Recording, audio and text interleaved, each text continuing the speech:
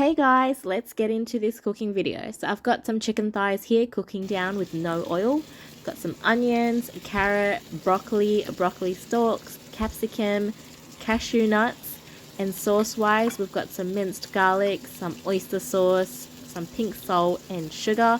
I will be adding in some other bits and pieces to that sauce later on as well. For example, things like fish sauce that will be added into the sauce mixture as well.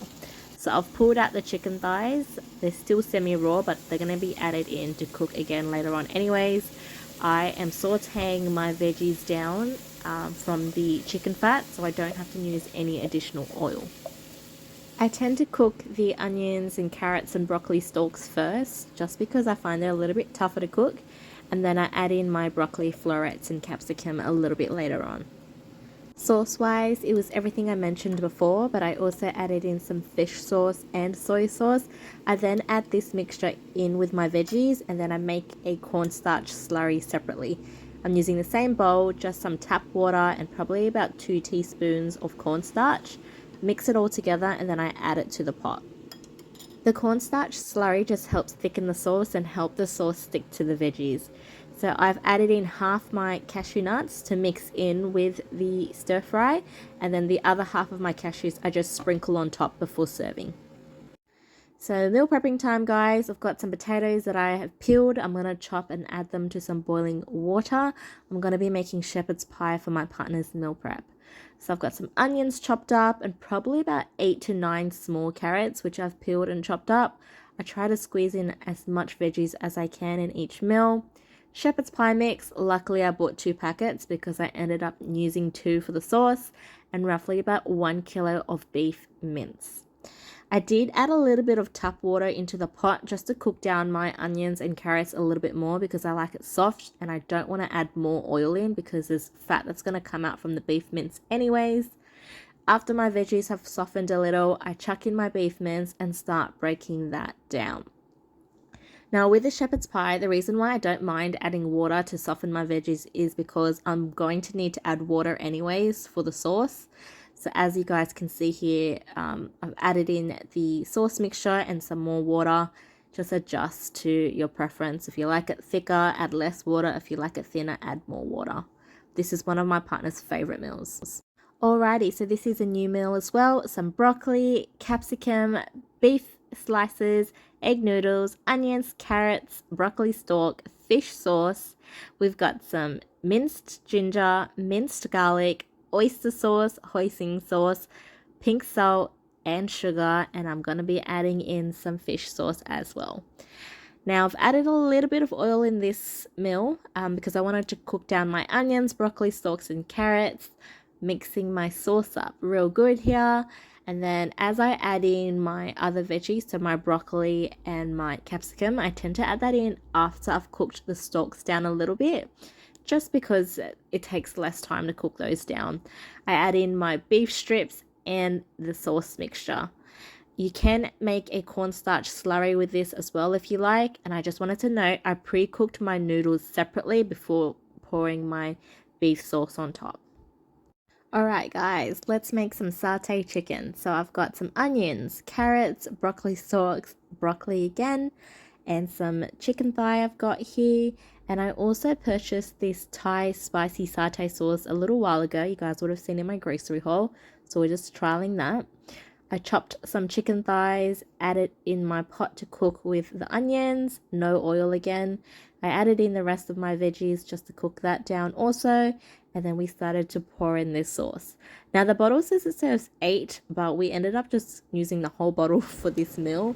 Overall, the sauce was super tasty, but also super spicy. I think if you actually followed the instructions and cooked it down for 8 people instead of 2 people like myself, the sauce wouldn't be as spicy.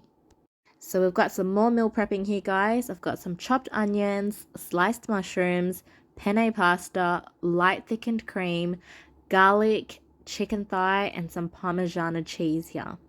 I'm doing some meal prepping just to make it a little bit easier for my partner to pull out dinners during the week because he gets pretty busy as well. I'm cooking down some chicken thigh here. I've just lightly seasoned it with salt, no oil, because chicken thigh releases a lot of fat, which I can use as an oil substitute when I'm cooking down things like onions. So I've pulled out the chicken thigh just to sit for a little, cooking down the onions. As I mentioned before, the chicken thigh isn't completely cooked through, but that's fine because after I make the sauce, I'm going to add the chicken back to the mix. So I then added in my sliced mushrooms just to cook it down with the onions, and then I add in the thickened cream. So I generally prefer the full fat thickened cream, but they didn't have any in the shop, so that's why I've used the light thickened cream in this case. If you don't want to use thickened cream, then you can use milk and then just add a cornstarch slurry to the mixture as well. So I'm just cooking all of that down. Then I add in a little bit of Parmesan cheese and salt, I think, from memory. So I'm just going to mix that all through, and you just serve it on top of pasta. This next meal was actually cooked on the weekend, so we popped out to the shops to grab some pork belly, and my partner wanted to grab some of these ginger kisses. I actually haven't had them before, so this was my first time trying it. Yeah, it was okay. So I ended up freezing the pork belly for about 3 hours just to make it easier for me to slice through pork belly because there's a lot of fat. I've got some chopped garlic on the side there, some soy sauce, some fish sauce, and some broccoli. I do end up adding some sugar to the sauce as well, but I'll explain it a little bit later on. I sprinkled a little bit of salt on the pork belly before cooking it down in the pot. I don't use any oil because there's going to be a lot of oil that gets released from the pork belly because it's a very fatty cut.